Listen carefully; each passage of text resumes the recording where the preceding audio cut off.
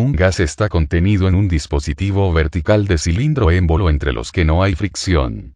El émbolo tiene una masa de 3.2 kilogramos y un área de sección transversal de 35 centímetros cuadrados. Un resorte comprimido sobre el émbolo ejerce una fuerza de 150 newtons.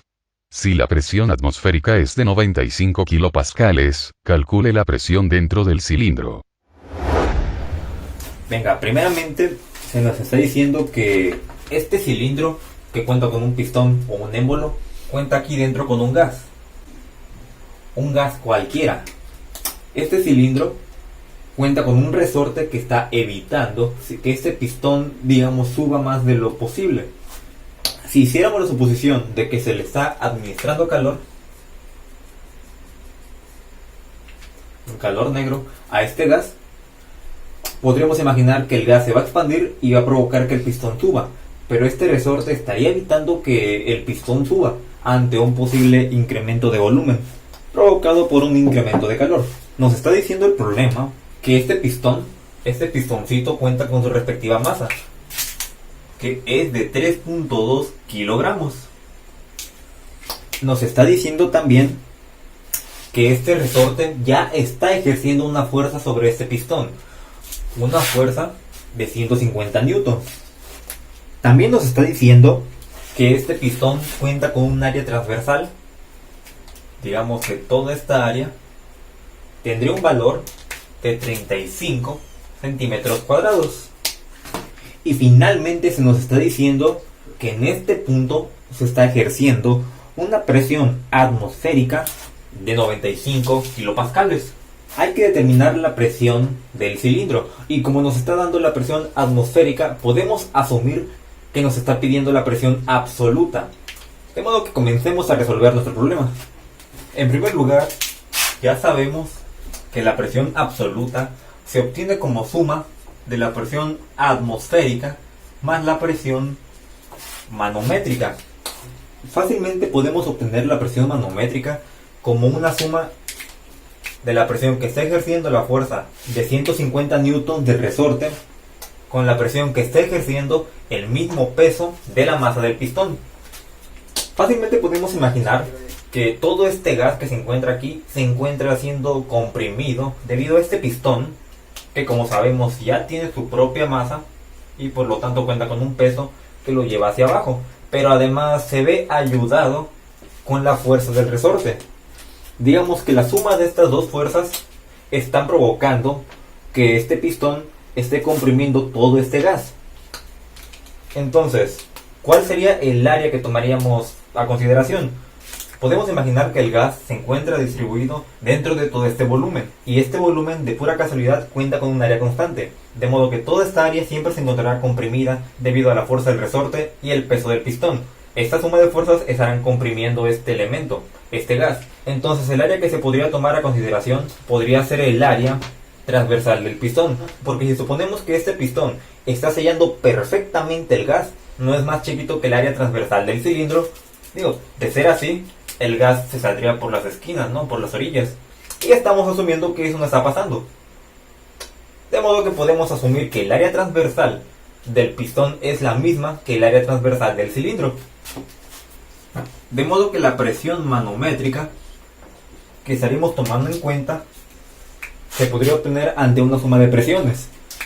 La presión del resorte que está dando la fuerza del resorte entre el área transversal, que ya habíamos dicho cuál, más el peso del pistón entre el área transversal, la misma. Tenemos una fracción con el mismo denominador. Fácilmente podemos simplificarlo y nada cambia. Entonces, la fuerza del resorte ya la conocemos. Es esta fuerza de 150 newtons. Pero ¿cuál es el peso del pistón? Ya sabemos que el peso se obtiene multiplicando la masa por la constante de aceleración gravitacional, la gravedad, pues, en donde la masa son estos 3.2 kilogramos, mientras que la constante de aceleración gravitacional podemos tomarla como 9.81 metros entre segundos al cuadrado. De modo que tendremos un peso de 31.4 Realmente es 31.39, pero vamos a redondearlo a 31.4 kilogramos metros entre segundo al cuadrado da Newton. De modo que la presión manométrica se puede obtener como una suma de la fuerza del resorte de 150 newton más el peso del pistón, que ya sabemos es de 31.4 newtons, dividido entre el área transversal, que es de 35 centímetros al cuadrado. Sin embargo, normalmente estamos hablando de pascales. La presión que queremos obtener podría ser en pascales o en kilopascales. Pero en ninguno de estos casos, pascal o kilopascal, utilizamos los centímetros al cuadrado. De modo que sería conveniente, pienso yo, convertir esos 35 centímetros cuadrados a metros cuadrados.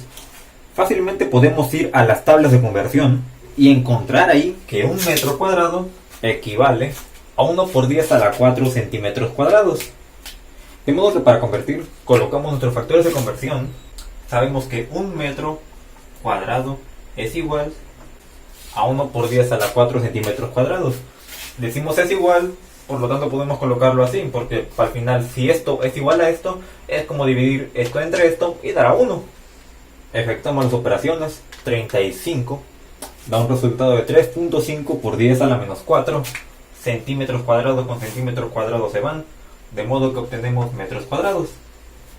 Este es el área en metros cuadrados de la sección transversal del pistón y digamos también de la sección transversal del cilindro. De modo que ahora únicamente queda resolver esta suma y dividirla entre 3.5 por 10 a la menos 4. De modo que obtenemos una presión manométrica de 51.828. ¿De qué estamos hablando? Newtons entre metro cuadrado, pascales. Pero la presión atmosférica que nos está dando está en kilopascales.